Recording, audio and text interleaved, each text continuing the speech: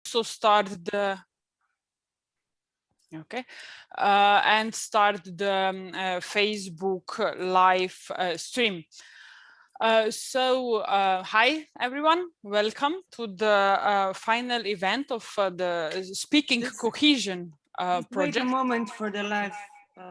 It's not okay. Facebook. Yes, now it is. It is. Okay, starting over. So hi, welcome at the final event of the Speaking Cohesion project, for which we together with the Radio Student have been trying to promote and present the European cohesion policy in understandable words, to bring it closer to the people, to make it more lively, if you want. I'm Tina Divjak, head of advocacy of CNVOS, Slovenian NGO umbrella network, and I will facilitate today's discussion. Before we start, let me share some technical issues. We'll use English language for the discussion in order to make things quicker and easier due to the presence of the representatives of the European Commission. We are also recording the discussion that will be later posted and subtitled with the Slovenian subtitles on the CNVOS and Radio Student's YouTube channel. So you can have your camera turned off at all the time, except if you are asking questions or making comments, then please turn on your camera, and please stay muted in order to not to have too many sounds around. Again, if you are asking questions, of course, turn on your microphone. You can also ask questions in the chat, and also for those of you who are following us on Facebook Live, you can ask your questions in the comments under the video, and we will make sure that the comments are copy pasted into Zoom chat and answered. You can, although the discussion will be held in the English language, you can ask questions or comment in Slovene, and then I will directly translate. We also have interpreters to the Slovene sign language with us. Their video is spotlighted, so for those of you who need need this interpretation, you will be able to see them all the time. I think that this is everything that that I need to say regarding the technical issues. These days, with all the online events, we have been, I think that we know them by heart already. So let me move now to the content part of today's discussion. We are extremely happy that we can welcome Mr. Aurelio Cecilio from the DG Regional and Urban Policy from the European Commission, and Mariana Dermel from the Government Office for Development and Cohesion Policy.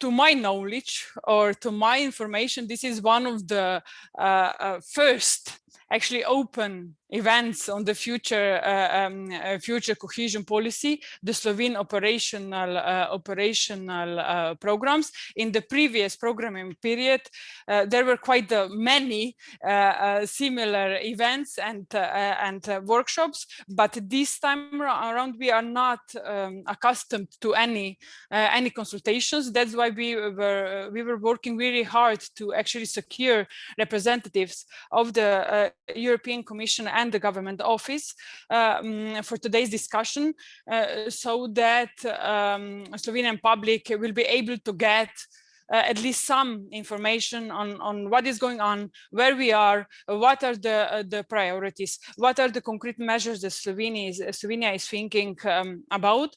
And we could also see from the participants list where we have stakeholders from ministries, faculties, municipalities, business sectors, and of course NGOs, that a lot of people are interested in this topic, and this let's say broad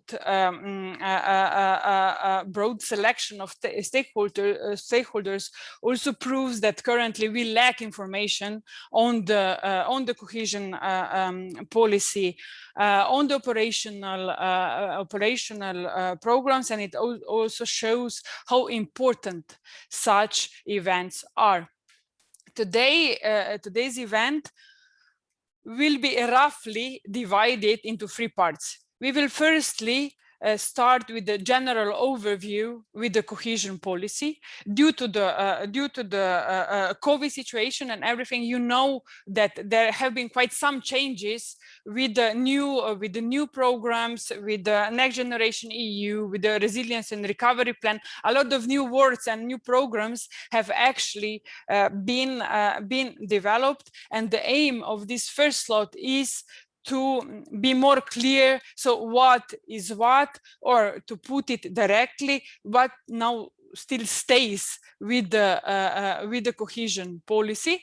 Then in the second part, we will focus more on the concrete priorities. There are 5 priorities of the European cohesion policy. Aurelio will explain what is the, let's say, the European objective behind these priorities, and Mariana will go more into the details, what kind of measures are planned in the scope of these priorities. And then in the second in the last part, we will talk more about the timeline of the programming, partnership principle, meaning consultations about the programs. I hope there will still be time to discuss also cost simplifications, for example, because as I understand, the European Commission took quite a lot of steps to be even clearer on the possible simplifications. And of course, as we are all worried about the implementation of the partnership principle. We would also be very interested in what are the European Commission's tools that it can be used if the partnership principle will not be implemented, or if the code of conduct will not be respected in Slovenia. So, without further ado, please let us start with the first slot. So, with the general presentation of the cohesion policy. So, Aurelio, if you could give us like an overview. So, what is what now? What is New Generation EU? What is cohesion policy? Who is doing what? Where we are? Approximately 10 minutes, so that we can have enough time for the next debate. Thank you so much. Please, the floor is yours. Thank you, Tina. Thanks a lot for the invitation to this event of speaking cohesion. It's really a pleasure to be with all of you, because indeed it's important to spread to citizens indeed the role that cohesion policy plays in the socio-economic development of Europe, and particularly to explain its main aim. Cohesion policy is not a new instrument. It has been defined in the 80s, and it was part of a much broader package of measures that the Union, on the basis of a commission, at the time it was still the European communities, not Union, on the basis of President Delors at the time proposal to create a single European market that would also have a single currency. And indeed, in order to have a single European market, you need to create a balance between the different European economies. And the role of the cohesion policy is indeed to promote this economic and social convergence between the different parts of Europe and its citizens. And that's why it was created, and it is concentrated in the less developed regions of the Union, largely concentrated on those regions, but also addressing the others, in order to promote economic, social, and territorial cohesion, this being a condition for an effective functioning of the single market.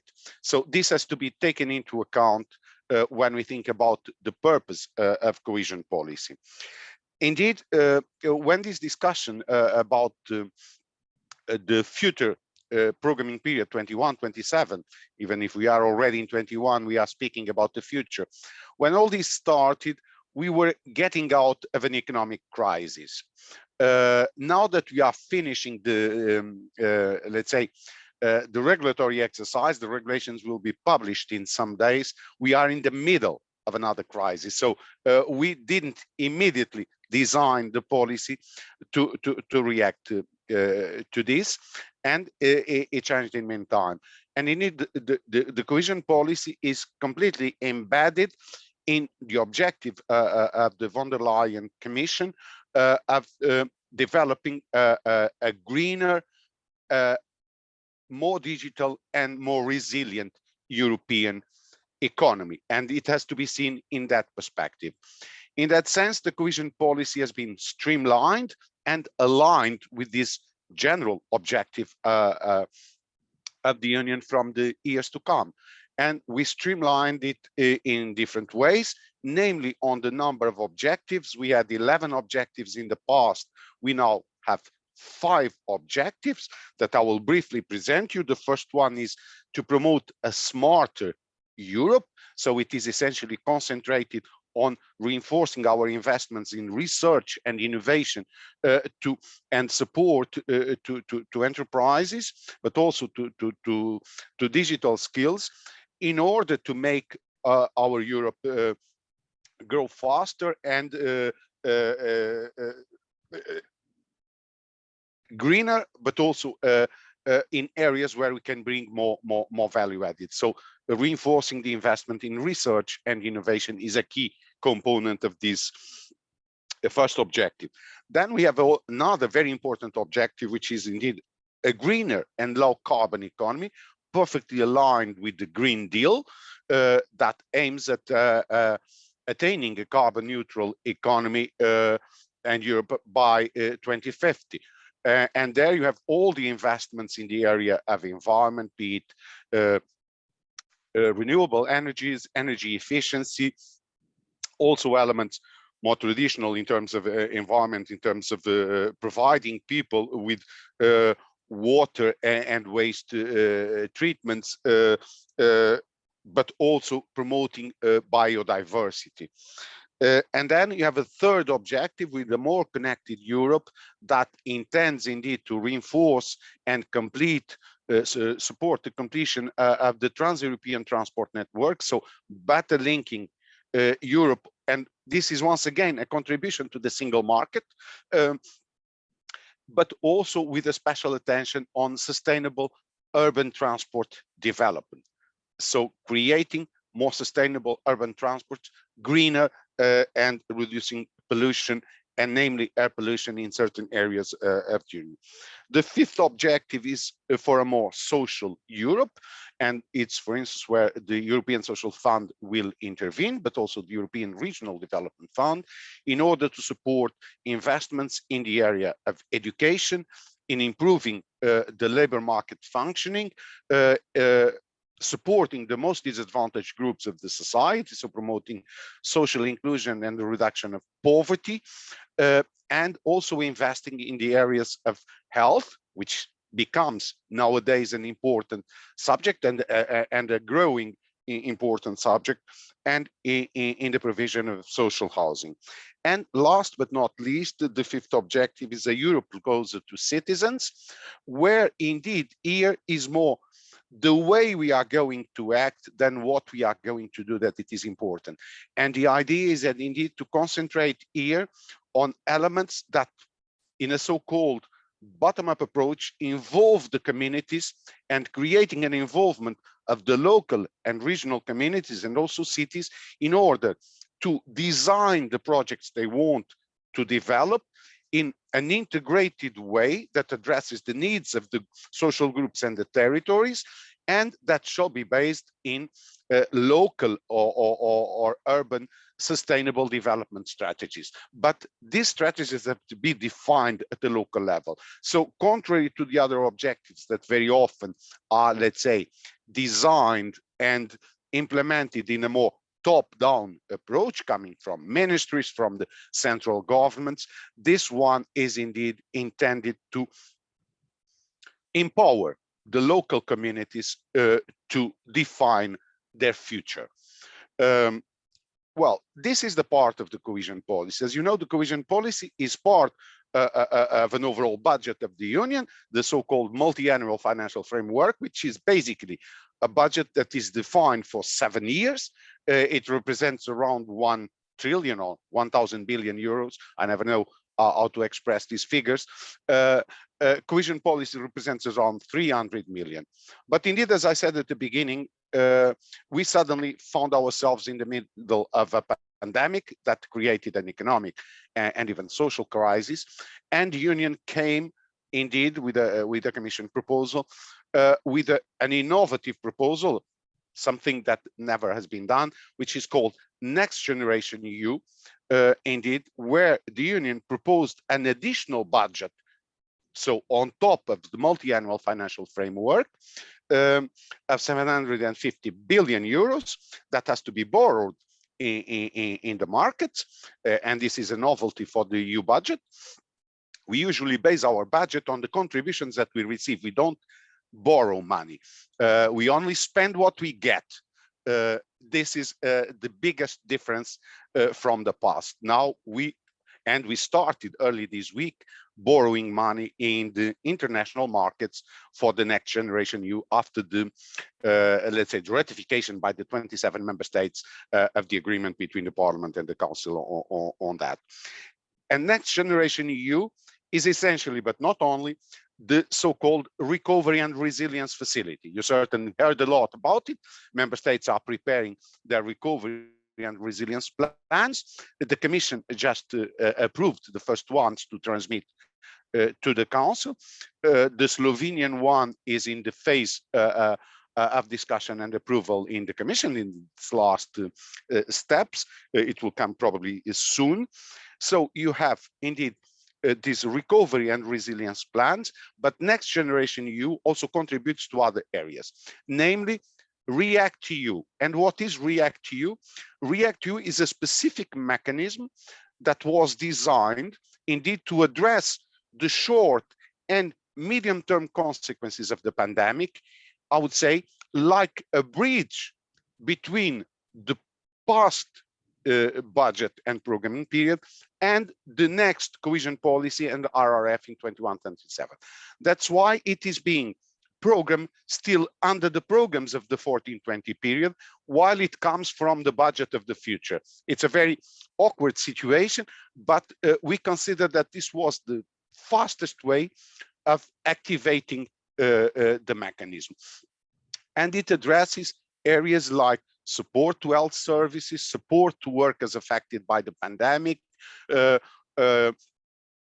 supporting small and medium enterprises that have been particularly affected, but also contributing already to the greening and digitalization and the resilience of the economy.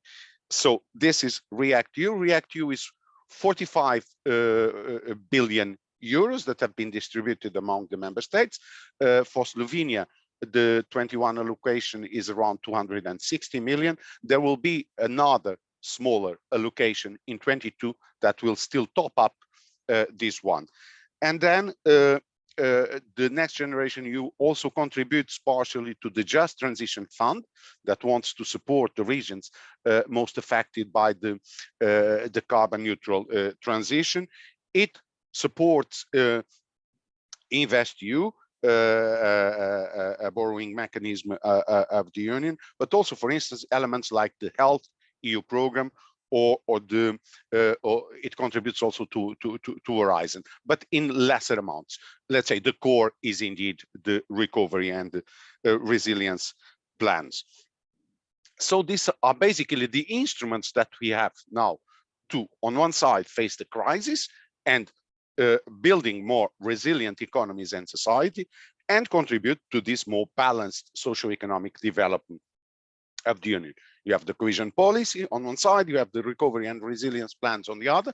They have, of course, to be seen as a package and mutually contributing to the same objectives with some distinctions, but there are activities that can be financed by both.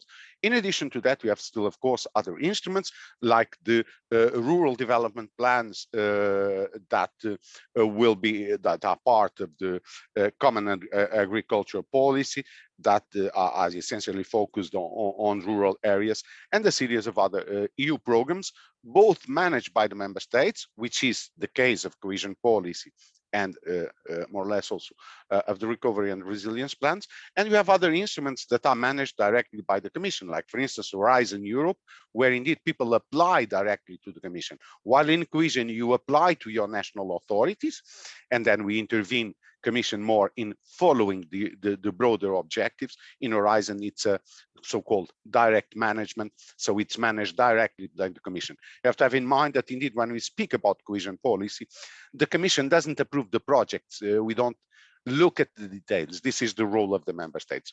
So this is basically it. I will not extend myself. I remain available for any questions that you have. Don't hesitate.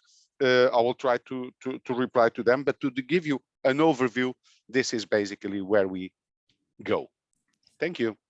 Thank you, Aurelio, for this introduction to the cohesion policy and to all instruments that we have. So I suggest now to give the word to Mariana Dermel, who will present how is Slovenia actually implementing or programming all these programs. I also have to inform you that at the beginning, Monika Kirbiš Rojs, the State Secretary of the Government Office, actually confirmed her participation, but then cancelled, and Mariana is here with us today, which in a way it did change the focus of the debate a bit, but on the other hand, it will give us more opportunity to discuss more content and less political issues.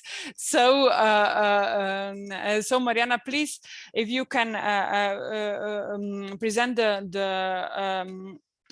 Slovenian framework, and you can also just go through also the priorities, and then we will start the discussion on the priorities. So Mariana, here you go. Thank you.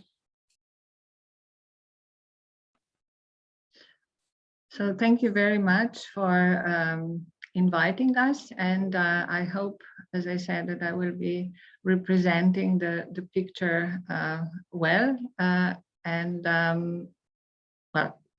So as Mr. Cecilio gave an overall picture about what the Commission prepared, I think that what I will say initially fits relatively well into the, well, it doesn't work. Okay, so all that has been mentioned by Aurelio is in a way listed here. This is basically the breakdown of what Slovenia is entitled to obtain through various instruments and mechanisms that are available to her, either as a direct or shared, or also we see here TAFE as a shared management. So this is approximately, these are the figures. I have to, so these are the figures where we see how much per instrument or the program we are eligible to get. As you see that recently submitted and now waiting for the approval RRP, we have approximately 1,800,000,000 of 1,800 million of grants and some loans. Then we have REACT, and then we have multi-annual financial framework figures. Totally, I think it's around 12 million, adding the remaining sum from the current perspective. So for the REACT-EU, as it was already said, it's kind of a bridge instrument to help us to go through this pandemic wave.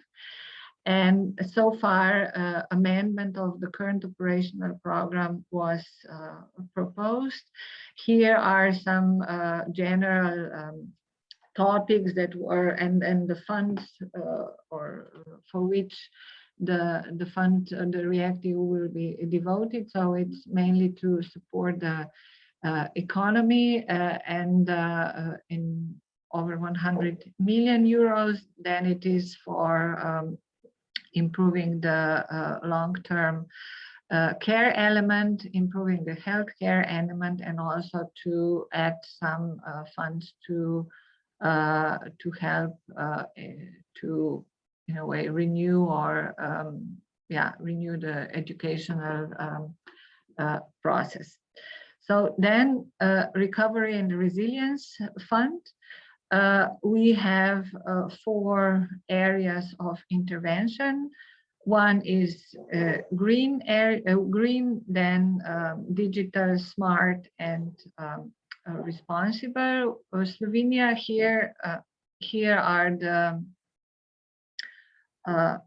here's the breakdown of the funds allocated per component within each of the areas of interventions.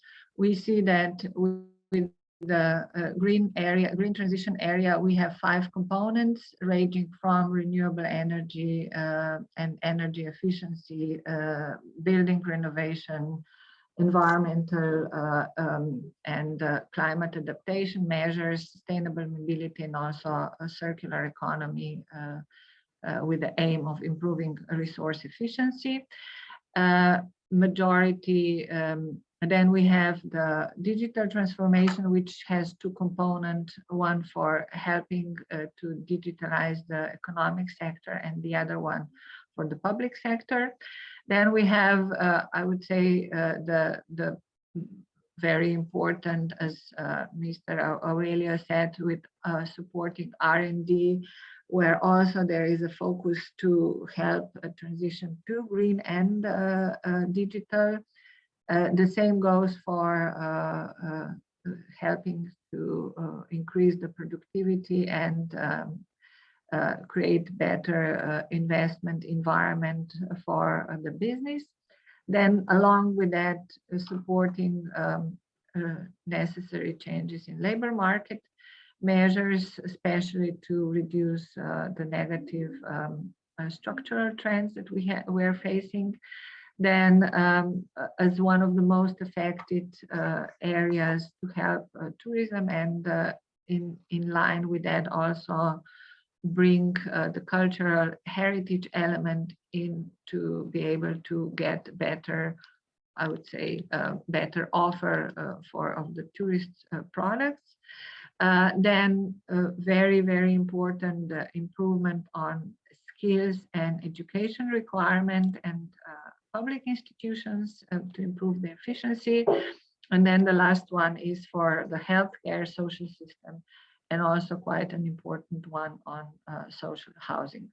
So this is basically what we are, what is in the RRP now.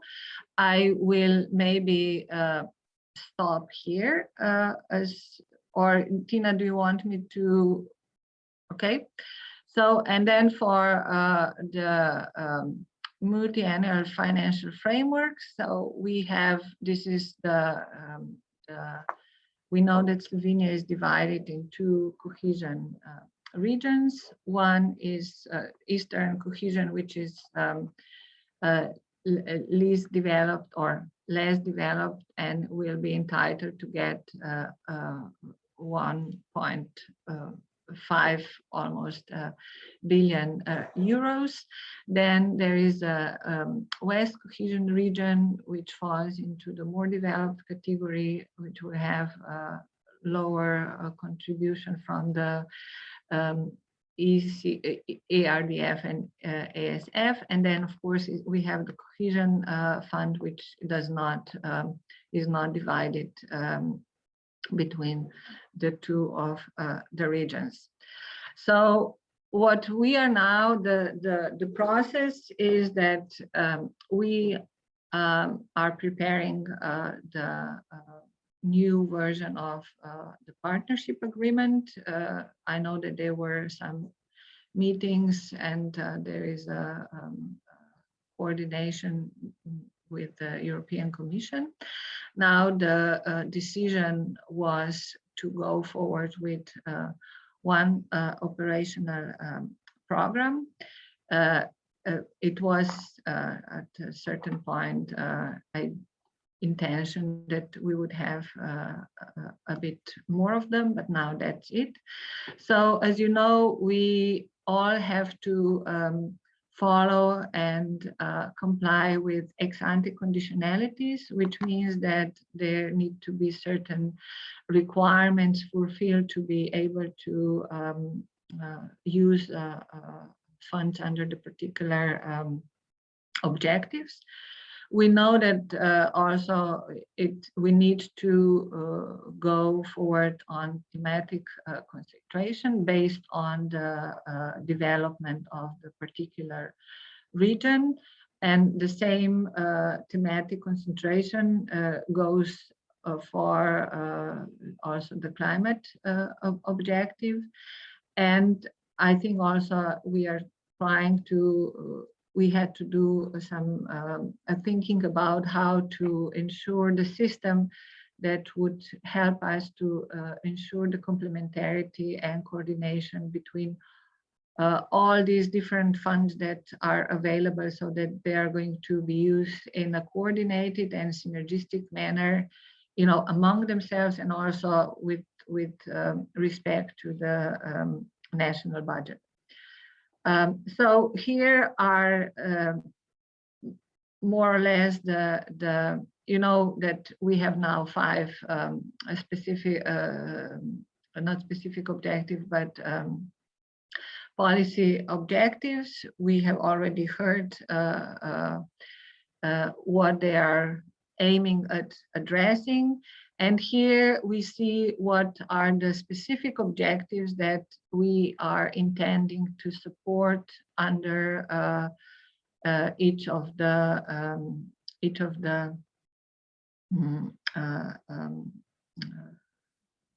policy objectives.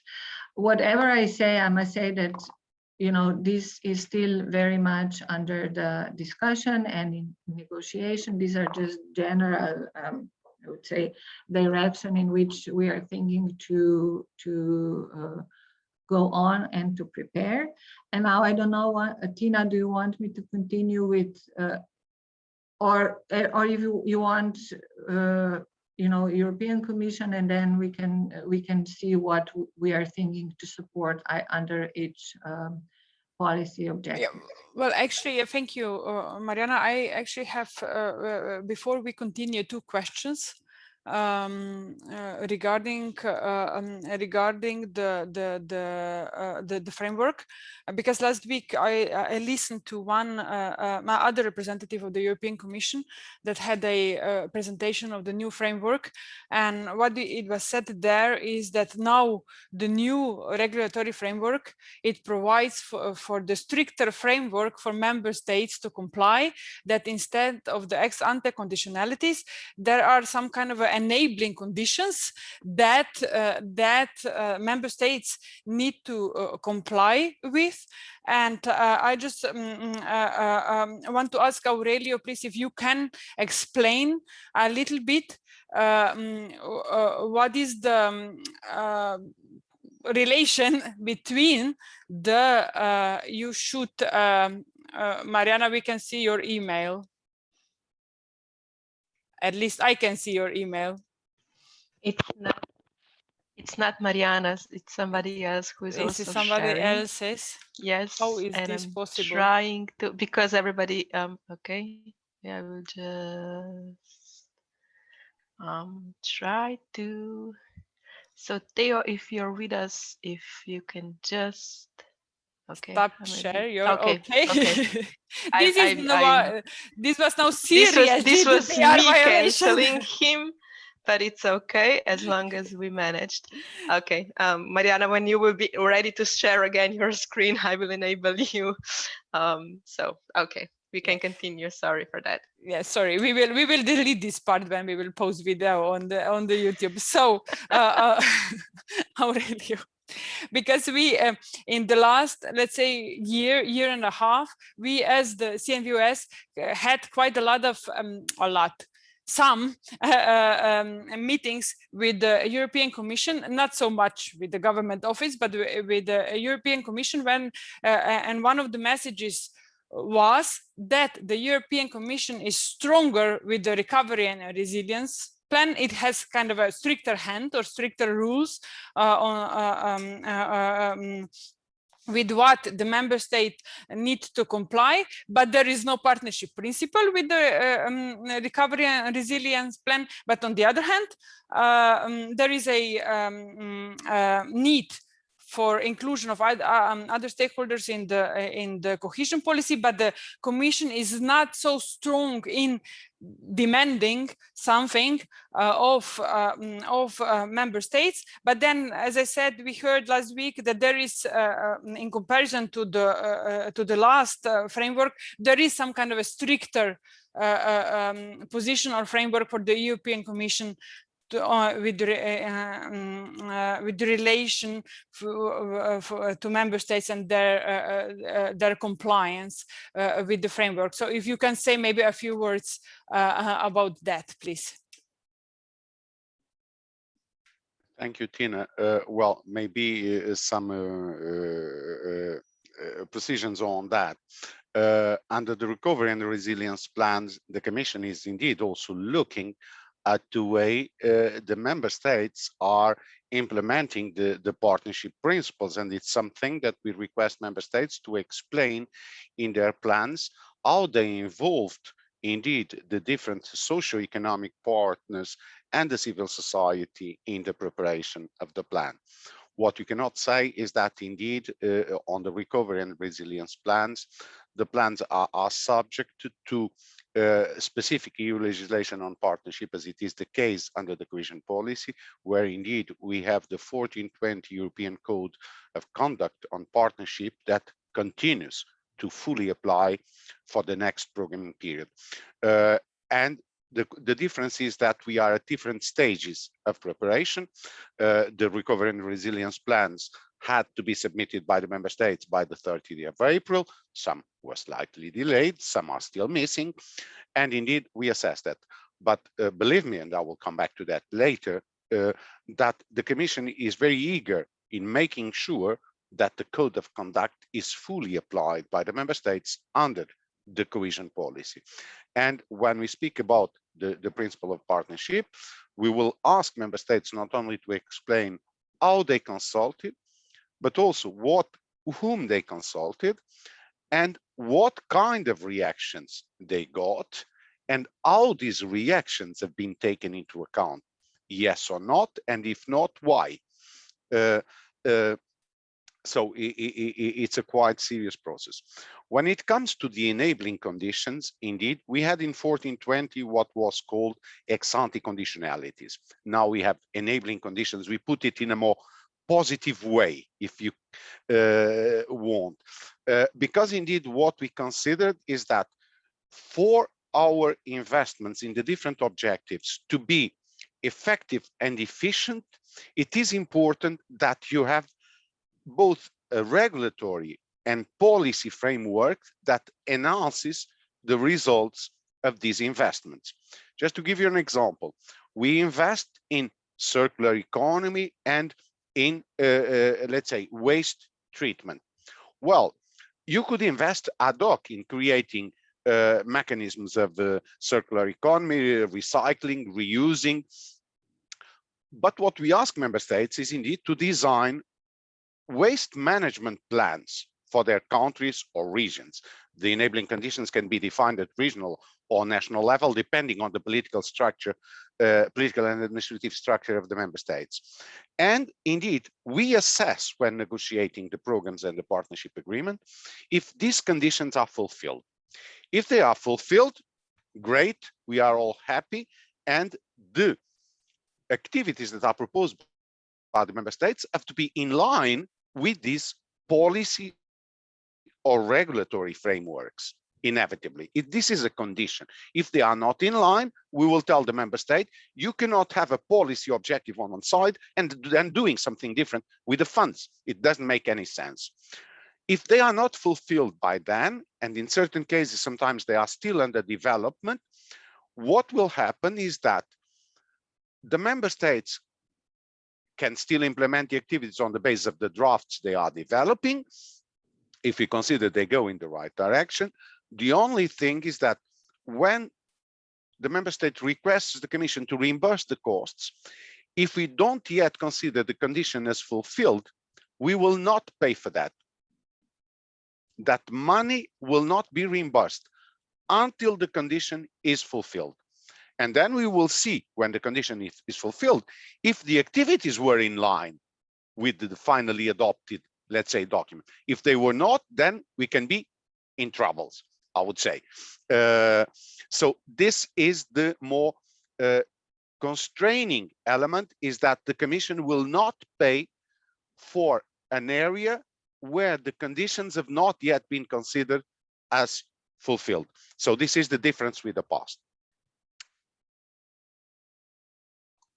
Maybe if I just add, Tina, I think that, you know, because I was more involved in the past programming, so that's why you have found ex-ante conditionality term, and it shouldn't be enabling condition. So it is also my, you know, past memory why it is. But to some extent, I know that also in the previous programming period, I remember for health, we had similar kind of constraint that we had to put in our operational program, that until the ex-ante conditionality or now adequate enabling condition is not fulfilled, we will not be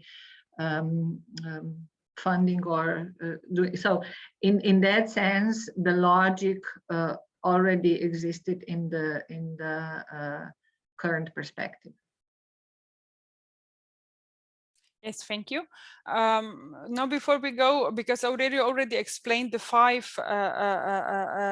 objectives, before we go into more details of what is Slovenia planning, I ask you, the participants, if you have any questions at this point, or you want to wait after Mariana's presentation of the priorities. But I see, Andrei, that you turn on your mic, so please go ahead. Thank you. I'll be short. I didn't really pay as much attention as I should, but I think you were talking about enabling conditions, and I have a question for Mr. Cecilio. One of the conditions is also a mobility plan in terms of traffic infrastructure, if I'm not mistaken.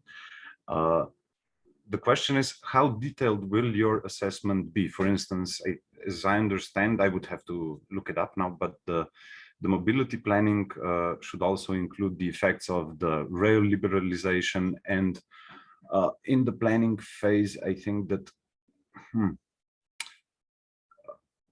I would really have to look it up. But basically, the fear is, will you look into whether the plan has been developed in a way that really takes into account all the possible potential alternatives to conventional road traffic? Because I think this is the intention or the aim of this enabling condition. Now, whether, and basically the question is, whether will the Commission just look up if this plan exists, or if this plan has been prepared with the aims and in line with the aims and the intentions that are here being pursued. Thank you. Thank you very much. If you look at the regulations for each enabling condition, there are a series of criteria that need to be fulfilled. I don't have them now fully in mind, and I would have to look at the annex of the regulation related to enabling conditions. But when it comes to the area of transport and mobility, basically what we ask to the member states is what you can call a transport master plan that includes both the elements of the TNT, but also that goes beyond that. And for instance, when it comes to the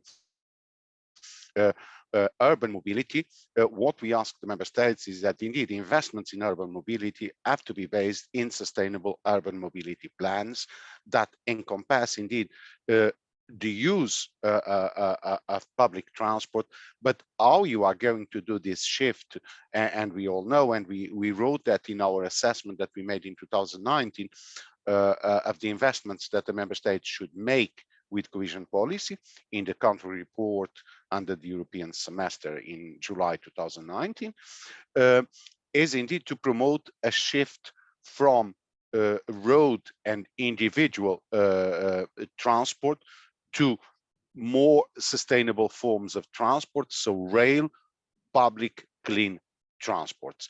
And this is one of our concerns. Slovenia indeed relies heavily still when it comes to passengers, but also a lot of member states when it comes to freight on road transport. And the idea is to promote indeed the shift to more sustainable modes of transport and to promote intermodality and multimodality, so the connection between the different transport systems. And through our negotiations with the member states, that's what we are trying to promote, to focus on rail.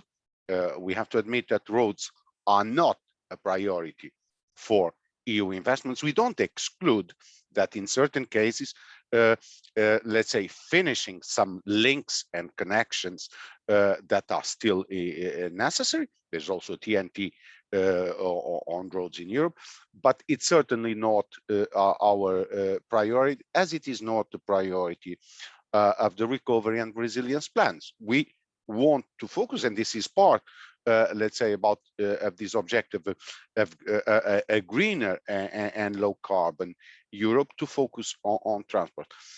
When I was referring to the enabling conditions, I would also like to say that beyond the enabling conditions that are, let's say, thematic and that apply to the different priority objectives 1 to 4, because policy objective 5, as I said, is more a mechanism of doing things. There are the so-called horizontal enabling conditions that apply to all the activities. Just to give you an example, one of them is indeed that the member states have to demonstrate what kind of mechanisms they have put in place to ensure the respect of the European Charter of Fundamental Rights, or when we intervene in the support of the deinstitutionalization of people, that this is made in line with the United Nations conventions on the rights of people with disabilities. And there are also more technical enabling conditions that apply everywhere, as you can imagine, relating to state aid or public procurement. If the member states have a comprehensive and solid framework to respect these two, I would say, EU policies, competition policy on one side, and then all the directives in terms of the, let's say, competitive, transparent, and equal access to, let's say, to public procurement by the potential bidders and economic operators. Thank you. Okay, thank you. Thank you for this. I will come back to this, especially the respect for the European Charter, because I think that we are all interested in how is this going to work. I think that I see Method turning. Oh yeah, okay, I see you. So this is the. We will take Method's question and then we will go to Mariana's presentation. So please, Method, go ahead. Hello, everybody. I have a question regarding the division of Slovenia to NUTS 2 regions and the policy that will be implemented either on one single framing document, or will it finally be that Eastern Slovenia will be able to prepare its own planning document? And what is the Commission's view on this? Because I've been informed on one session that actually there is still intention not to prepare a special development plan for Eastern Slovenia according to its needs, but it's still a kind of it was said that the Commission is actually going, or let's say, applauding for one single document that includes both NUTS 2 regions, East and West. And I have a question if this is true, or is this just Slovenian interpretation? So I think that the question was for you, Aurelio, how the European Commission thinks, what the Commission thinks about one or two operational programs, if I simplify the question. Okay, listen, there are several solutions at European level. If you look at the 27 member states, we have indeed member states that have rather, and depends on the size of member states and the size of the allocation, of course. You have member states with a single multi-fund operational programs, as it is the case for Slovenia now. You have member states that have mono-fund programs that cover all the territory, so-called national thematic programs. For instance, one I'm responsible for Slovenia, but also for Bulgaria and for Croatia. And if I compare, for instance, with Bulgaria, we have national programs, but we have a specific program for transport, a specific program for the environment, but they cover the whole territory. And then you have member states that have regional programs and national programs. They have a mix of that. Because of course, when you consider Spain or Italy or Germany and their constitutional and administrative organization and responsibilities, this is almost a sine qua non condition. When it comes to Slovenia, well, I think that the solution of 1420 in terms of implementation and management worked very well compared to 2007-13, where you had, I think, 3 programs. I was not responsible for Slovenia at the time. And we considered that it was a very good experience.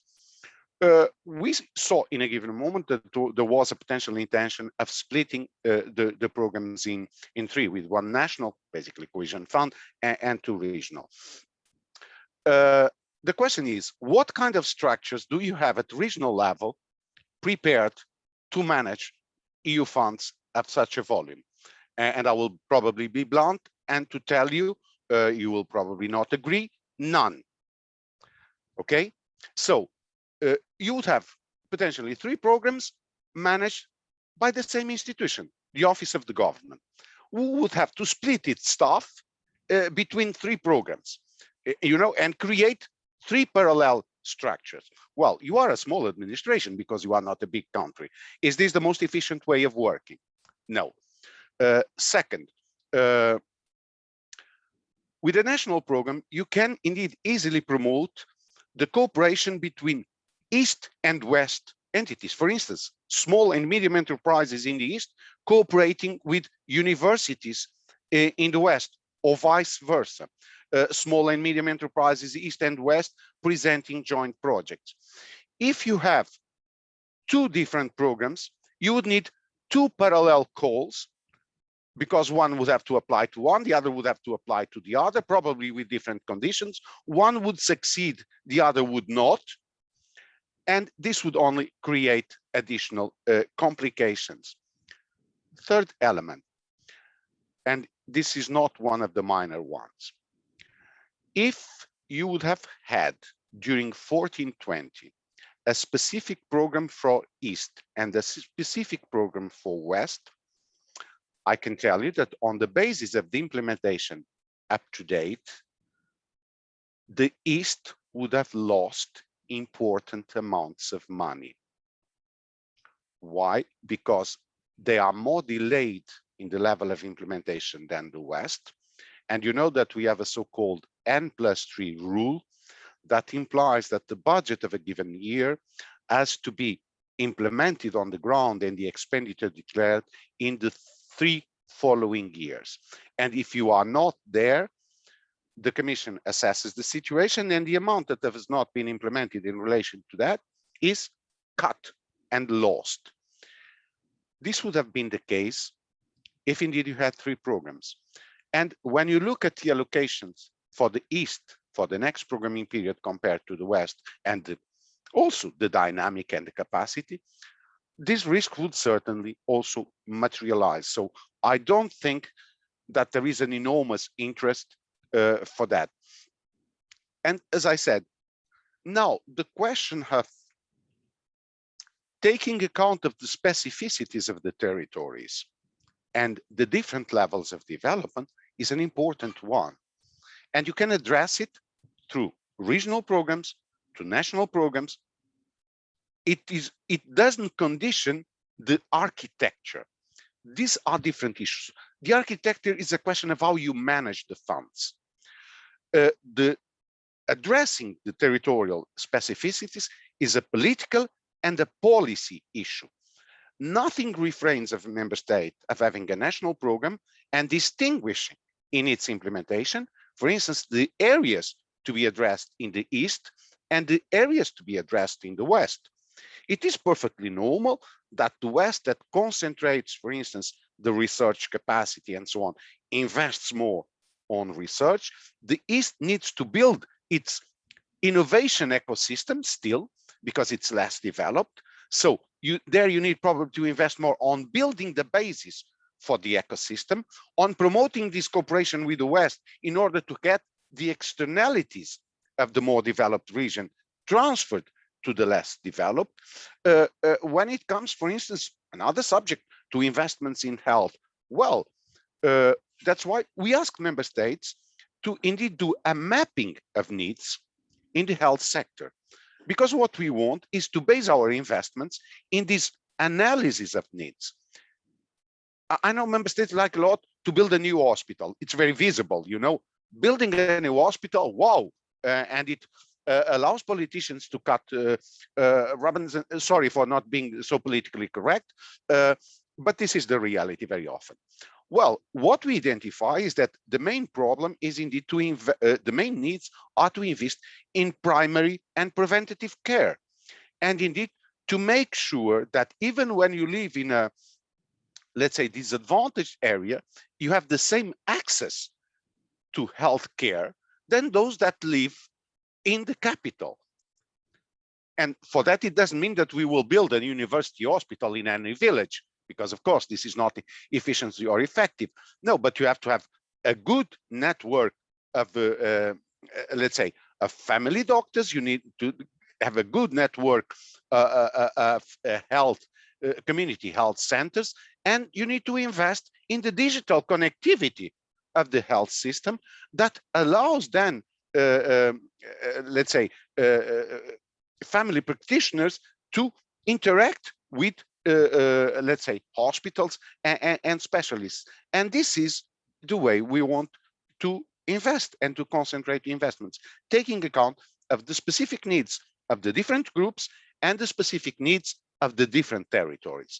And this can also be made in a single program. But I think that if you would go to 2 or 3 programs, you would firstly be faced with a problem of administrative capacity, because you would multiply by 3 the need of capacity in the ministries. And I'm sorry, you don't have a big administration, and I don't think that you want to inflate it to a level that it's also then financially unsustainable.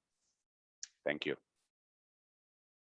Thank you, Aurelio, for this, because I think that this is the perfect demonstration of what speaking cohesion actually is about, because I think that we now all perfectly understood what are the issues when deciding on 1, 2, 3, 5 operational programs. Method, I'm sorry, I will need to cut this debate now and go to the... I just wanted to say thank you for this blunt and fair answer, and I hope that Commission will also see the facts, the numbers, the figures, that according to European cohesion policy, East is still lacking behind and lacking more than it lacked before. This is the issue that needs to be addressed. Okay. Yes, thank you, Method. And now, okay, going to Mariana's presentation. Again, Mariana will present which concrete measures Slovenia is currently planning under each of the policy objectives, having in mind that, of course, this can still change a bit. So, Mariana, please. So thank you again. I will just briefly go through each of the policy objectives and give an indication what is a direction of investment that we are intending to do under the cohesion policy. As said by Tina, we still have to do it internally, and also we have to do it, of course, agree with the European Commission. So basically, on the first objective, we intend to continue work on supporting a strategic research innovation partnership, technology transfer offices and systems, and basically linking actors in the innovative environment. Also, idea is that we would go and to complement projects which have been successful at the international level with the funds.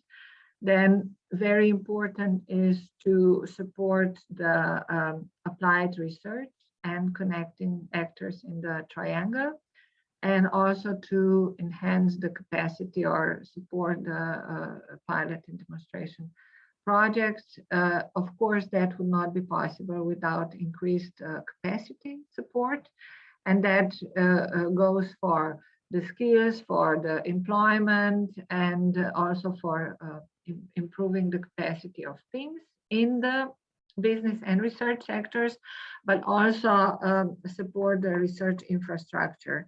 Then we intend to continue supporting R&I projects in various TRL levels. Also, this is more on the business side to help supporting scale up, to help support digitalization of all the sectors, which means business and public sector, and improve the business support environment so that it would actually facilitate the business in the way it needs, and also help to improve the skills. That is particularly linked on the smart specialization strategy. So align that basically entire area would need to be in line with the smart specialization strategy. Then for the second one, we would like to go forward with improvement energy efficiency in the building sector and also in the business sector, also addressing the energy poverty. Then that is somehow related also to the first objective, is try to support development of alternative and clean energy sources, renewable energy project, grids, local energy communities, that to some extent storage capacity and alternative fuels is linked to the second bullet point, that is more on the direct mitigation of climate change. Then we have measures, we are on the adaptation and risk prevention. Of course, this was already mentioned, some environmental infrastructure that needs to be done, especially is the wastewater and drinking water supply. Then transition to circular economy in a more innovative way, measures to support biodiversity, and as said already, sustainable urban mobility, where the idea is to go and invest in infrastructure and also alternative fuels. Here, what I would like to say is also where I see quite an important element in some of the areas of intervention is that I believe that some reform measures that are predicted in the RRP program will actually also enable better use of cohesion funds when they will be implemented. So I think that is quite an important thing, that we are trying to look also in that sense in a more integrated manner.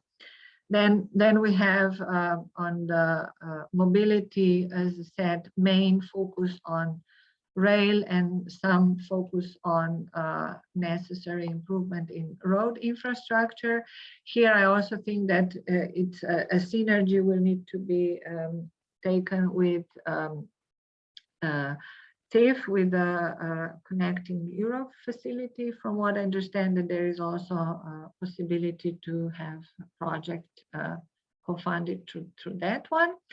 Then we have the one which is, I would say, the most complex is the fourth one, where we are having, I would say, three main lots. First one is devoted to work on our measures on supporting changes in labor market, where we intend to modernize the services and encourage the cooperation among the relevant institutions that work on the labor market. Then the projects or measures that would support improving working conditions, and also with relation to aging population, extend that people like me will stay at work for longer, you know, that we will not go retirement very soon.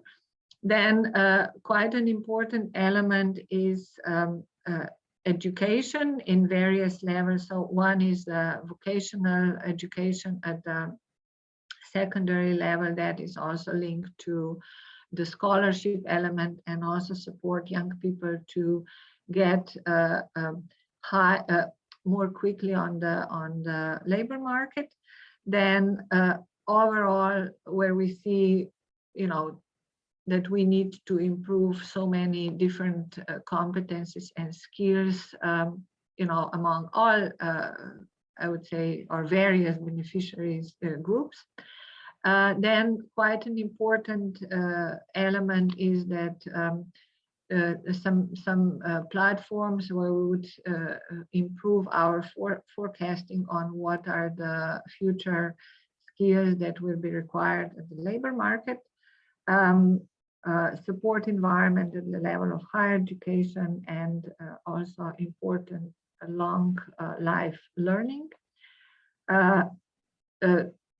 Connection, I would say, between labor market and learning is also trying to do some knowledge transfer through intergenerational cooperation. And for those who are far from the labor market, to actually help with social activation to narrow this distance for these people from the labor market, so they easily get or their employability is better. Then on the healthcare services is the better integration of the prevention at the primary level. Then long-term care infrastructure, and also services that would actually enable elderly people to stay longer time on their homes. Measures to reduce health inequalities, and as already said, better access to emergency help, and measures to reduce risk poverty, including the children. So that is basically the overall content. And for the territorial approach, I will just give the indication on what is the line of thinking. It's also very not very I would say elaborated or agreed phase, but this is what in principle we are thinking. There will still be ITIs, there will still be locally led development, and as said, just transition fund, which will support to regions, areas which will be the most affected because of the climate transition. So that would be briefly from my side. Thank you. Thank you, Mariana. But of course, immediately, as CNVOS, I need to ask this. We know that the EU regulation actually contains an obligation for member states to put 0.25% of the European Social Fund for the capacity building of NGOs and social partners. This is what we currently know as the thematic objective 11 under the not current anymore, the last financial perspective. So what is this now in this draft operational program planned regarding this? Well, this is, I'm not now really at the position to give you any defined answer, but definitely, we will ensure that this requirement is fulfilled. And how would be the best way to do it? I think that probably there will be a possibility to see what are the ways on how to ensure it. Definitely, I think that there are some areas like under the policy objective 4, when these things are, how can I say, could be integrated more naturally in design of the measures, but details are still to be seen when we progress with further defining the measures and the content. But Okay. I'm sure that this will be taken into the consideration accordingly. Okay, thank you, Mariana. So I'm opening the discussion again. So if you have questions regarding the content of the presented measures, you can like raise your hand or just write a question in the chat, either on Zoom or on Facebook.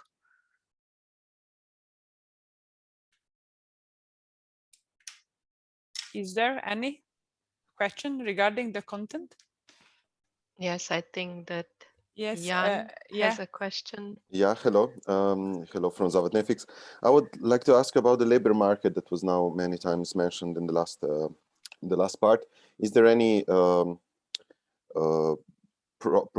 projection on how it will develop, and maybe in numbers, how it will this program will affect the labor market? How many people, how many new jobs, or in this sense, how will this develop on? Because there is a lot of extending the labor, the working period and stuff like this. How will these new people that will come in manage to get employed? Thank you. Well, this is, I don't think that I'm really the right person to give you that answer. I'm sure that for the analytical part, we need to know where we are now at the moment. So that for sure we need to know, and how these measures will actually, what will be the result. As you know, I think that it is the same now. We for each of the measure, or we need to have some objectives, some figures that we need to put in the program, so that we will be all able to monitor how we are progressing. And I'm sure that with that, we will be able to, with the measures, we will have to do some calculation on what how much we can contribute to the achieving the goals with that measure, or with the list of measures. But this is for sure only one part of the overall picture, that this is one part of the funds that will affect the overall picture. So I think in that sense, we also need to be realistic and assess what can be done through measures with the multi-annual financial framework and other, national and other instruments. So if I answer to some extent, yes, because we will have to anticipate what will be the figures that we want to achieve. But in terms of what I understood more a modeling part, part of that was done through we had to do it for the RRP. There was that Institute for Macroeconomic Development and Analysis did some projections on the impact of RRP on GDP, employment, and I think also budget effect. So some elements are there, if that satisfies you a little bit. Enough, thanks. Ja, če dovolite eno vprašanje, kdaj bodo razpisi objavljeni in kje bo to objavljeno? Morda sem preslišal roke, ampak prosim za odgovor. We have a question from, I think, Tomasz Gorin asking about the calls of proposals. I think that we are not there yet, as we are still at the programming period. So I would, I don't know if you, Mariana, have any idea on when the calls could start, but we will go through the timeline of the programming anyway. But just to answer the question, if you have any approximation.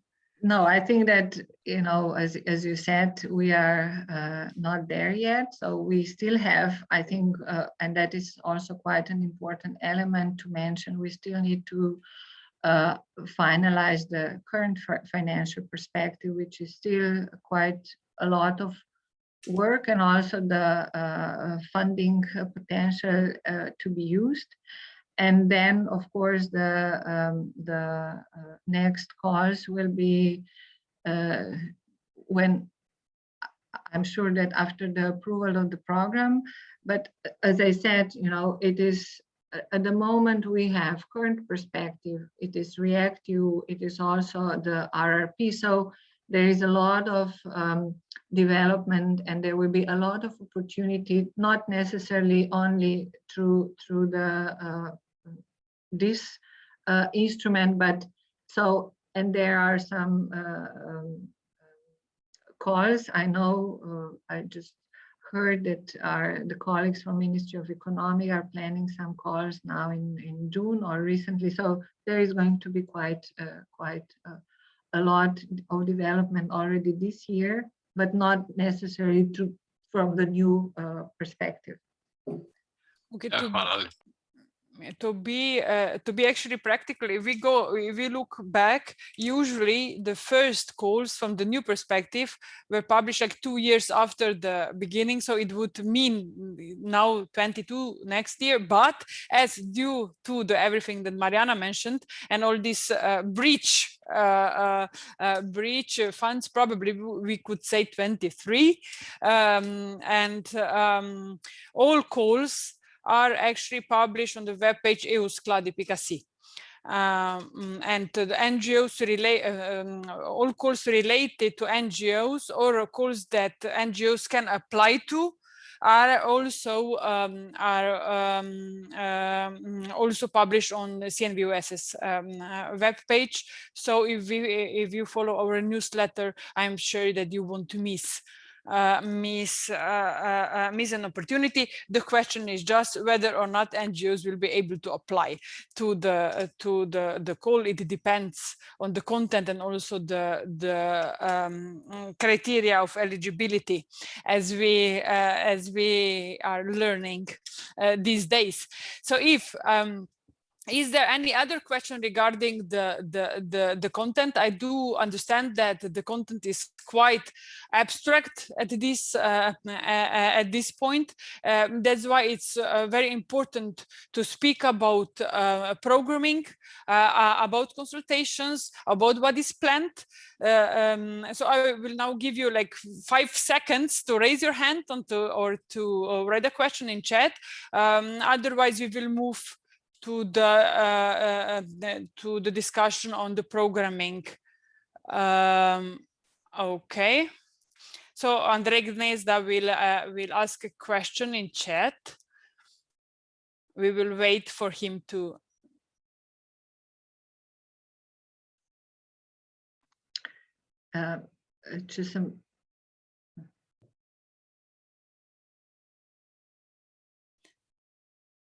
So he's asking for how much and for which. So Mariana, can you translate this? Yes, renewable sources of energy. Yes. Yes. So no, that level of detail is not yet known on, you know, which of the renewable energy resources will be allocated exactly. No, in that sense, you know, maybe general answer, the financial allocation on the particular areas, it's not yet done. So I didn't. Will you fund? What was the last one? The Will Foundation will be able to apply. This is, I think, a bit too concrete for now. But if I understood you correctly, the operational program is not yet on the level when we would have such concrete answers as to, for example, what Andrei asked for which one and which one renewable sources and energy the money will focus on. Yes, that is still to be finalized and defined. But based on that, where is the operational program? So at which point in the programming we are currently, because we kept hearing many different stories. And first of all, what is the deadline for Slovenia to submit operational program to Brussels? And yes, where are we? Well, as for the deadline, I don't know it, so that I don't know if there would exist from the programming perspective, and also that relates to some extent to what you're also interested in, public involvement. My colleagues who are running the process told me that in July they are planning the communication with the stakeholders, and in the context of when the intention is to present the operational program. As I said, there will be one. Now the decision is that there will be only one, not three, as initially thought. So as far as the programming, I think in July you will be able to be more engaged and to see what is the more detailed context and to get involved. So in July, I would say there will be some kind of first draft to be presented, or at least first elements to be presented with the public, and then from that on, I would assume that it would speed up the process, because honestly, partly we had really work on the RRP, so it was a bit of the additional burden on the programming, and that is also part of the reason why maybe we are lagging behind a little bit. But in the second half of the year, I'm sure the process will speed up, and in July, as my colleague said, that they are planning to have some kind of public communication. And well, we, as we learned from the resilience and recovery plan, where there was at least no open consultation, the NGOs were present at one information session. This was not consultation, but information session, because the presentation was more or less one way, but and this was forced pretty much by us. And I know that with with some other stakeholders apart from business sector, probably what was it was pretty much the same. But if we remember the past programming period, there were several different ways to participate. If I remember correctly, there was a so-called strategic group of stakeholders that discussed strategic issues, and there were like a series of workshops, not info sessions, but let's say practical workshops where stakeholders were able to concretely comment the draft, gave their proposal suggestions for change, etc. I don't know if this will be the case now, and I would ask here actually Aurelio, because I know that he's aware that Slovenia actually excluded NGO representative from the monitoring committee for the European cohesion policy, and instead directly appointed one NGO as member of the monitoring committee. Then also NGO representative was excluded from the working group on evaluations, for which we have also been an active member of, and that there used to be, let's say, a broad programming working group with not only of the representative of different ministries, but also stakeholders, and this broad working group is not actually functioning anymore. And if we look at on the government office webpage under the principle of partnership part, there are all the documents are published, but when you look see the members of the different working groups, there are only representatives of ministers there, not any other stakeholders, which is a bit ironic given that this is published under the partnership principle.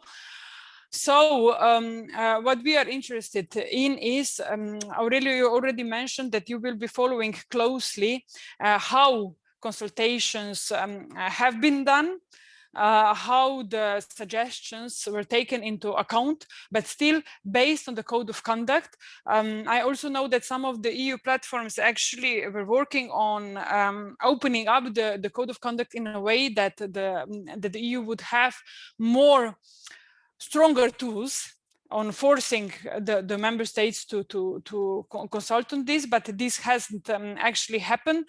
So what can actually the European Commission do if the partnership principle is not respected, or even if there are some kind of events, but if they are not actually consultations, if there are, let's say, info sessions, so presenting the operational program on the 25th of July when half of the people is on vacation, and you have like 2 days to read and comment the operational program that has, I suspect, 600 pages. So what are your views on that, Aurelio, please? Thank you, Tina.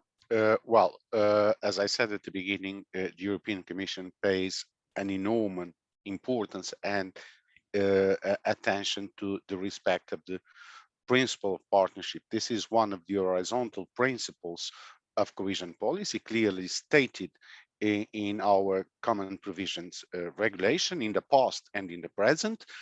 As I said, the code of conduct, the European Code of Conduct is fully applicable. This being said, the partnership at national level is a responsibility of the national authorities to be organized in accordance with the legal and national regulatory framework, but respecting indeed these principles. And we are very careful in, as I said, assessing that these principles are respected. And as I said, this is not a one-off exercise. All these exercises, because there are several parallel exercises indeed running at the same time.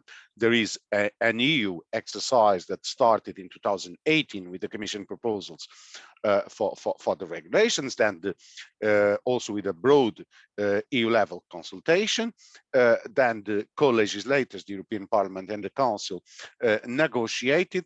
As I said, on the regulatory aspects, we are close to an end. We are, let's say, there is an agreement. It's just the final revisions and publications of the package that need to take place in the upcoming days. We didn't wait for that to have the regulatory framework in force to start discussing with member states.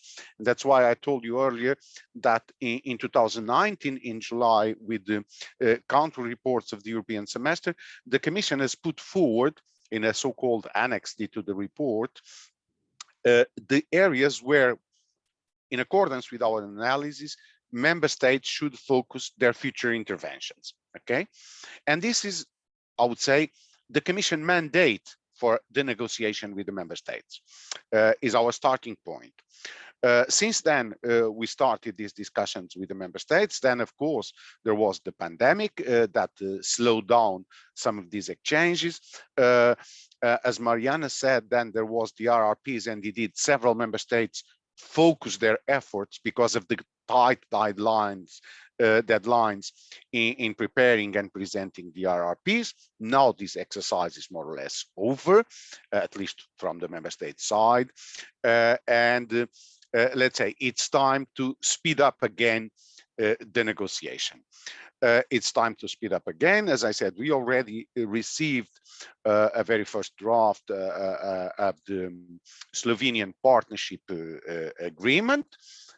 We commented very informally, because we are still in a level of informal negotiations on that. Indeed, as Mariana said, the Slovenian authorities committed to have a new draft of the partnership agreement and the first draft of the program by July, that then, as she announced, will put in probably public consultation, because this is also an obligation. And we will then continue our iterations and negotiations until having an agreement of documents that can be adopted by the Commission.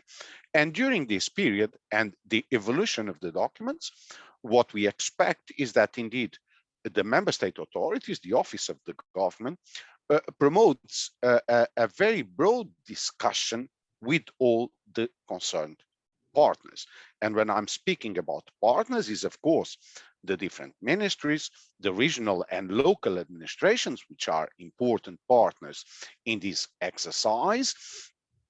It's the economic and social partners, enterprise associations, trade unions. It's the non-governmental sector, and indeed the code of conduct and our regulations refer to representatives of, let's say, certain interests between brackets. So environmental organizations, organizations dealing with anti-discrimination and equal opportunity, just to name a few, and broadly the civil society. And I'm very happy to be here today also because of that, because as you said early, this is part of a project financed by the Commission to make cohesion policy better known. And you also said that this event was also being broadcasted by Radio Student. And I would like to make an appeal to the Slovenian youth and youth organizations to get involved also in this exercise. Don't wait to be consulted. Show also your interest. With these investments, we are defining the future, and the future belongs to the young people. Okay, we are defining their future. So I would expect that they get involved, because in these investments will impact on their future, and they must have ideas of what kind of future they want for them. So when we refer to the civil society, indeed, we have this broad approach that everybody should be involved on that. It doesn't mean that every citizen will have a particular consultation, but certainly there are. And when I think about youth organizations, I really think that we have seen them quite absent from these discussions. So I would like to see more of their views. And as I said, what we will try to understand is how this principle is being implemented, what kind of consultations, and it's not only putting a document in a website. No, it's organizing meetings. And I think that the meeting today is a representation of one way of ensuring this partnership principle, is indeed discussing openly with citizens and representatives of the society about this process. And then indeed, the member state will have to report on how it organized, whom it consulted, in which way, what kind of reactions it got. Have they been taken into account, as I said, or not? It doesn't mean that, of course, you can accommodate the requests of everybody. I think that, let's say, the scope of the initial version of partnership agreement was already extremely large, taking account of the allocation, because then you have to look at the amount that you have, and you have to establish priorities, and prioritizing is a key element. So, but the partnership principle is not only on the design of programs. It's also then on to be applied during the implementation. And indeed, one of the main mechanisms is the monitoring committee of the operational programs. By the way, the legislation now foresees that beyond the members of the monitoring committee, other entities can be invited to the monitoring committees. So they are not full members, but they can be invited to express their views, to participate. So there is this possibility, the member states and the managing authorities can invite broader. They will also have to define the participation of members, and namely of the non-governmental sector and the civil society, in a fair and transparent way. And we understand that, of course, you cannot very often have in the monitoring committee all the non-governmental organizations, because this would be a huge thing. But what is important is that those that are selected by the network of the organizations, and they represent them all, so that they are entrusted with a mandate from these different organizations. Imagine you can have an environment NGO in the monitoring committee, but this NGO should not only represent the environment NGOs, she should also then get a mandate from the other interests in order to express the views on behalf of the non-governmental sector. Let's say from anti-discrimination, from equal opportunities, from youth. So the non-governmental sector also needs to organize itself. And this is an important message. You need to organize yourselves in order to say, how do we organize us, in discussion, of course, with the authorities, in order to be represented in a fair way in the monitoring committee, and not only, and then what kind of feedback you give to the other organizations about the discussions that take place. So this kind of organizations has to happen at different levels.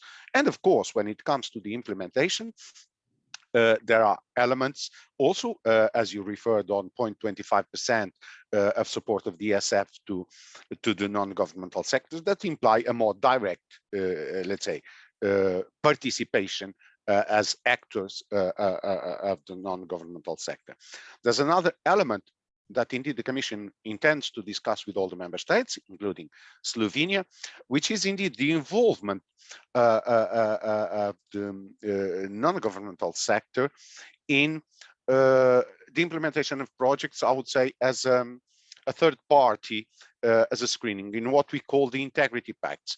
The Commission launched some years ago a pilot exercise with certain organizations, namely with Transparency International, for instance, where some important projects that are subject to public procurement are accompanied by a non-governmental organization that has, let's say, the necessary skills and competences for that, in order to ensure that these processes are transparent, ensure equal treatment, the respect of the EU directives. And we want to mainstream this approach, to have more these projects and this kind of integrity pacts in the different member states. And this is something that we are discussing with member states, how we can involve this organization, because it's also introduces an element of transparency and accountability. And then these organizations will be responsible also to report and to publish the results of this work. And this is another element through which we want to reinforce the partnership. So this is not a one-off exercise, is a continuous exercise on which the Commission is indeed very vigilant, because it's one of the principles that we want to get ensured and duly applied. Thank you for this. Just because I don't know what you were told, but in Slovenia we have a rules of procedure for nominating NGO representative in different consultative bodies in place since 2004. In this procedure, any interested NGO can participate, and based on this procedure, we also selected and nominated NGO representative not only in this and the past and the past monitoring committee, but also to all other working groups in different ministries.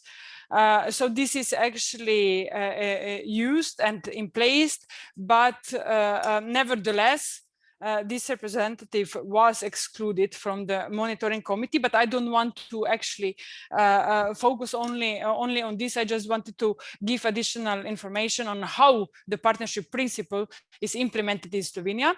But now I am quite glad to see another hand raised, and this is a hand of actually previous director of the Cohesion Policy Office, Bojan Suvorov, very familiar with the cohesion policy. So I am interested in your contribution. So Bojan, please.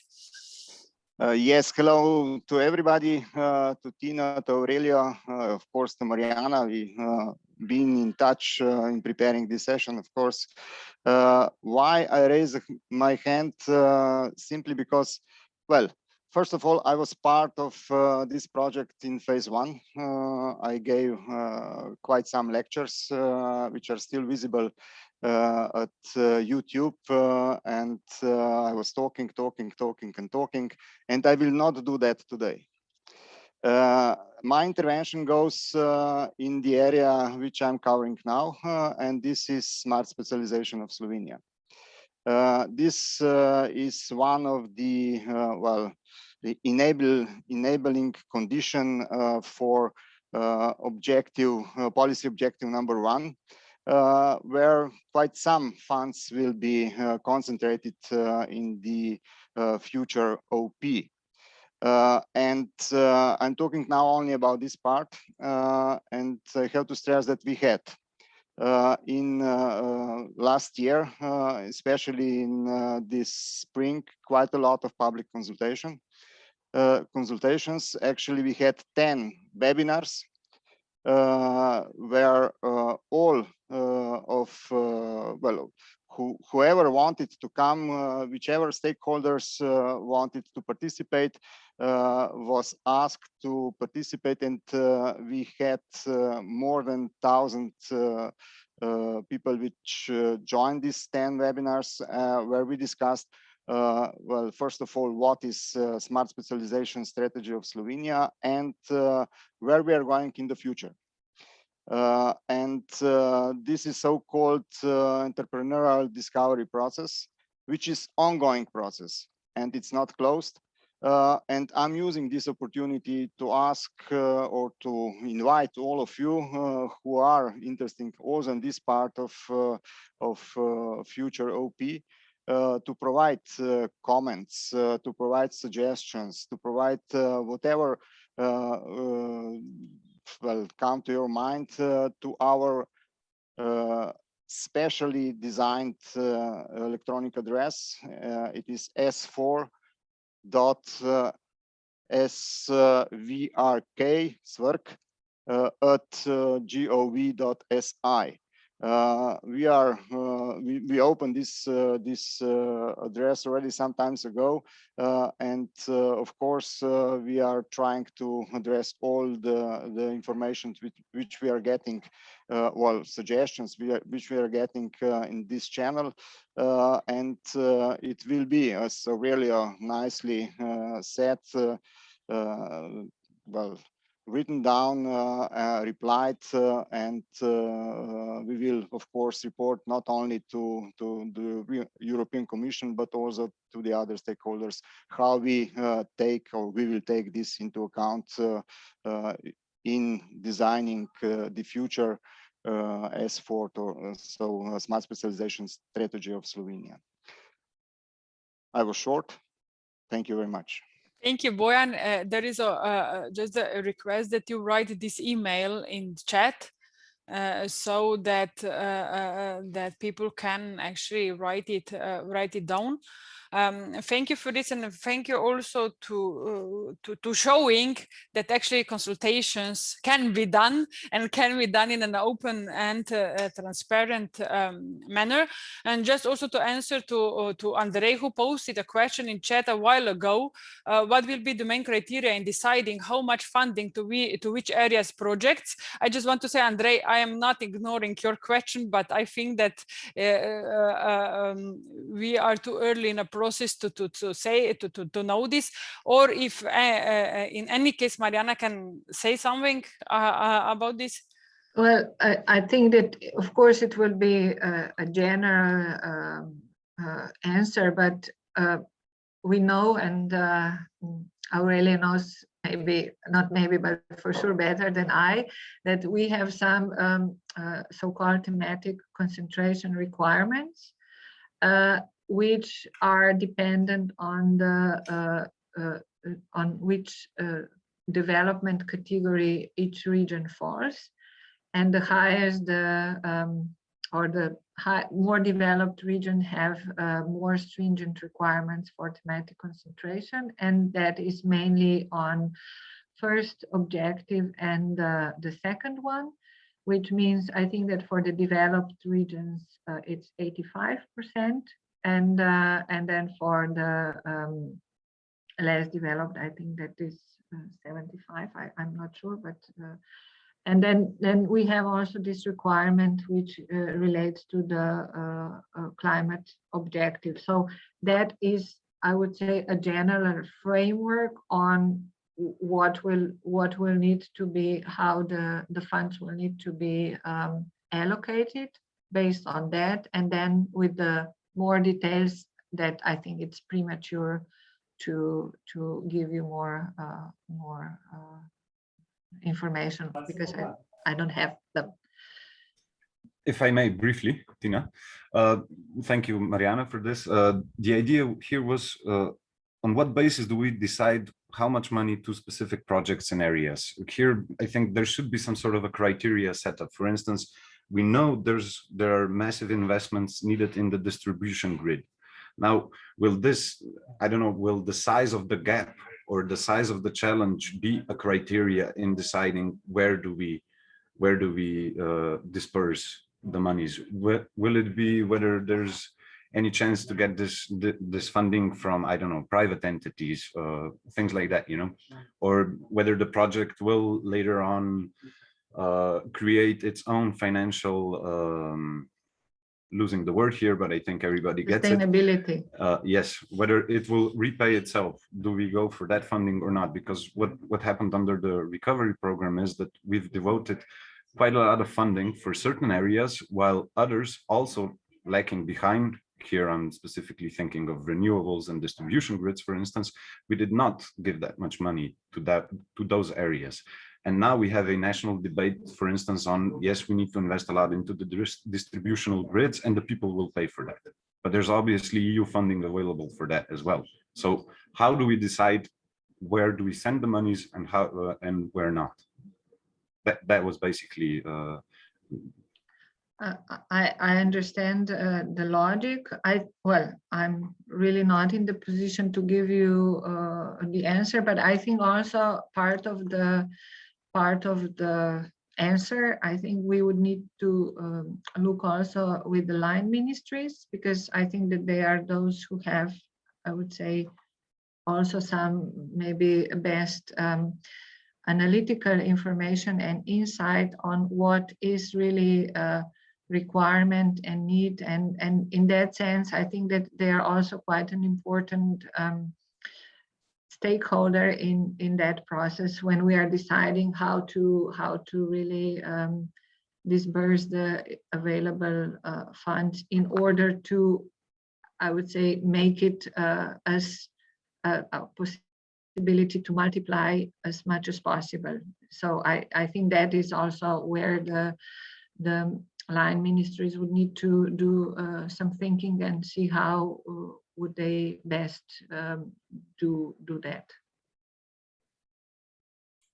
Okay, thank you for this. Just for those who are following us on Facebook, Bojan Sovoro is inviting any suggestions, questions, proposals, even critics to be sent to the email. I will set it in Slovenian to be s4.svrk@go.si. And you can, and also all webinars were recorded and are available at YouTube's web page. We will also include these links that were provided in the comments under the Facebook stream and then on the YouTube.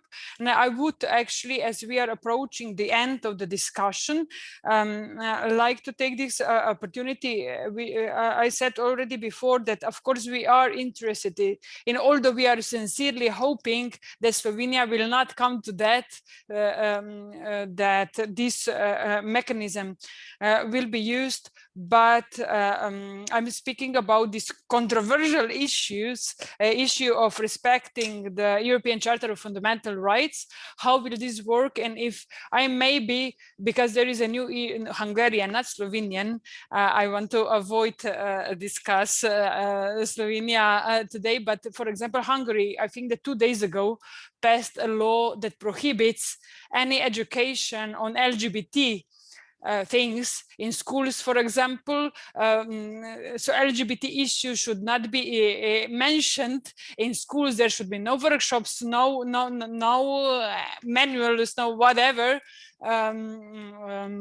So there is actually no way that LGBT youth can get any information on this through the school system. I think that we all know that this law will be abolished through ECJ at some point, but there are some a long way to go. So how is this mechanism going to work in practice, if you have any idea yet?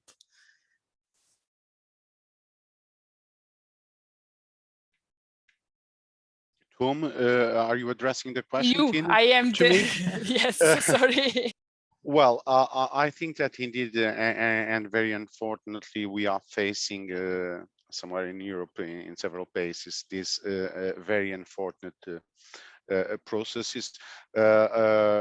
We have to have in mind, indeed, that we have a new regulatory framework, EU law, the treaties, the European Charter of Fundamental Rights. We also are members of certain United Nations conventions, like the one I mentioned about rights of people with disabilities, and they apply directly to, even if the member states would not be member, the fact that they use EU money and the Union has ratified the conventions, they apply directly to the EU budget.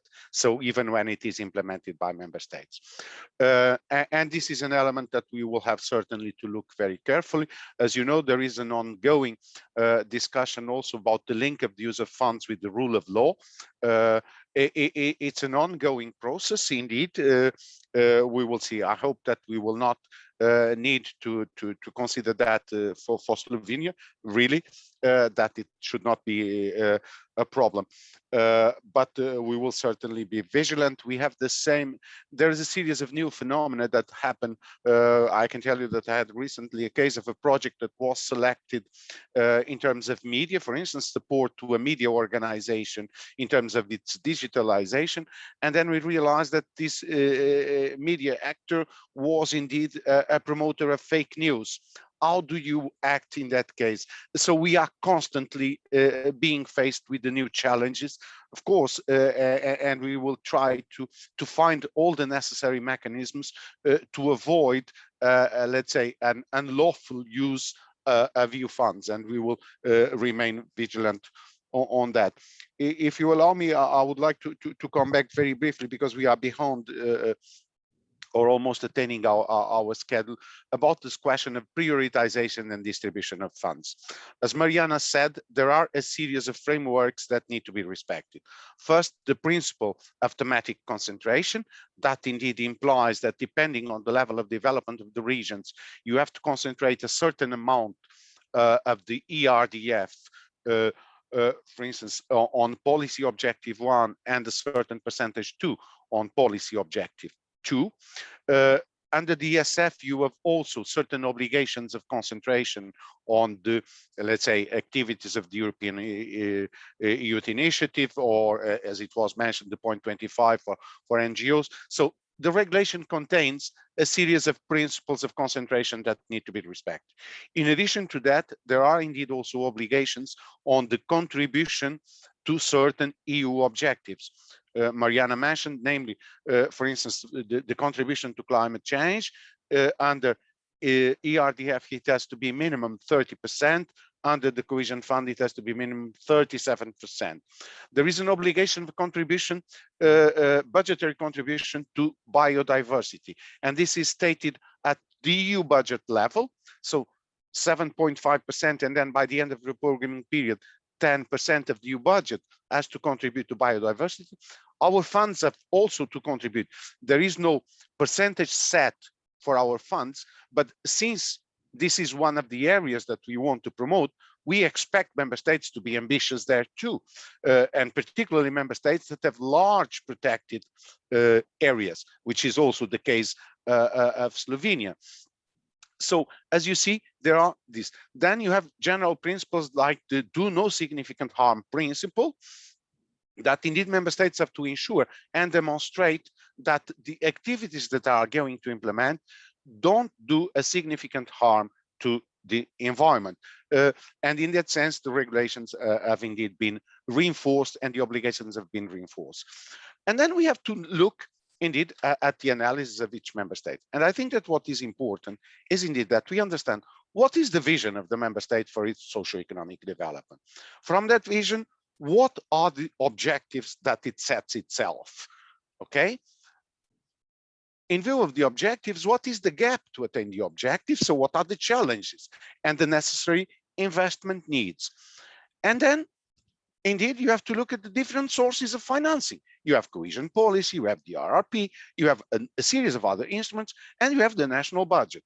And then you need to identify what is the best instrument for that.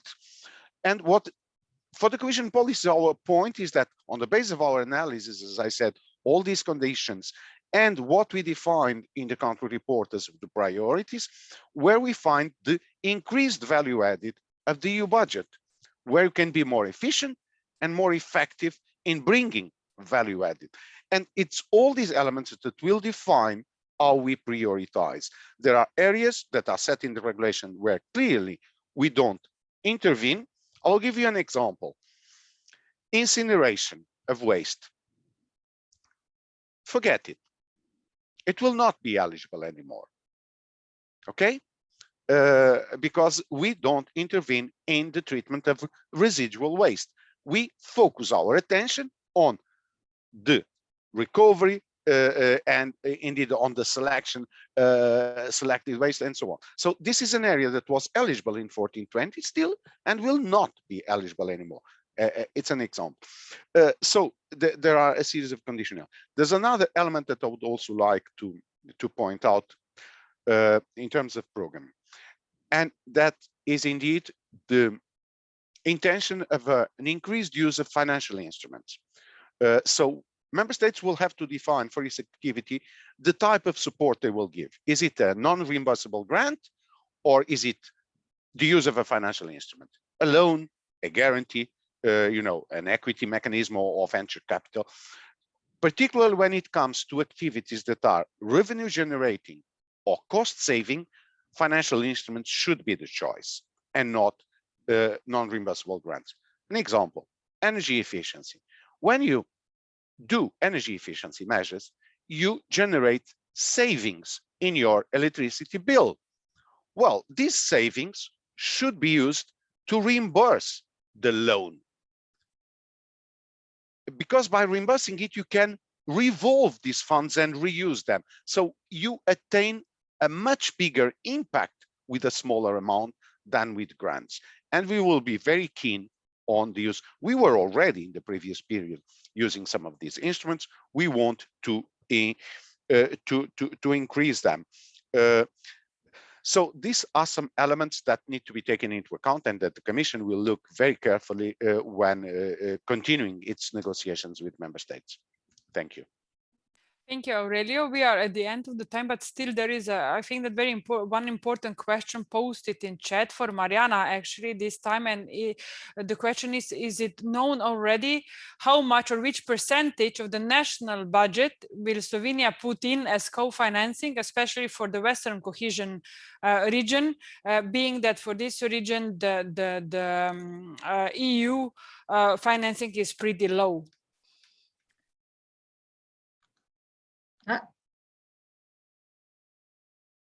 So this is what I showed before, and here what it says that for the Western cohesion region, the around 40% is anticipated. The question is, so the 40% comes from the EU, from the funds itself. The question is how much will Slovenia put in? For example, for we are accustomed that European Social Fund is we don't need to provide co-financing for the project from the European Social Fund because Slovenia from the national budget provides this 15% now, but Bojan raised his hand. Do you have information or any? I don't know if it's known yet. Yeah. Yes, I do have information that it's not known yet. Okay. Well, I'm blunt. Aurelio was blunt. I'm also blunt. I'm not diplomatic. It's true that it's not known yet. This is the discussion which our colleagues will have to have with Ministry of Finance. I know that there were some discussions that Western Slovenia would get, let's say, a larger share of Slovene funds from national budget, but still I understand that this is not decided yet, and we have to be patient on this. Yes, thank you. Thank you, Bojan, for being blunt now and in the past and hopefully also in the future. So with this, we come to an end of this discussion. I do understand that there are quite a lot of things actually to discuss around this, and that if we would actually wanted to be familiar with the operational program, we would need like 2 days to really understand content and everything. So I thank you very much, Aurelio, Mariana, also Bojan, for your interventions. All the participants that came ask questions, and I would ask, for example, Aurelio before talked about youth and youth organizations, but I want to really motivate not only NGOs, but to all stakeholders. Please be active, ask questions, demand consultation process, demand answers, demand the dialogue. Because this is the only way probably that we will get, we will be part of the process. I'm sure that we will meet again on the similar or the same topic in, let's say, in the autumn. So yes, thank you all. Have a nice day, and yeah, let's be positive about the whole thing. Thank you very much. Thank you. Thanks for the invitation and for the discussions. And see you soon. Okay. Bye-bye.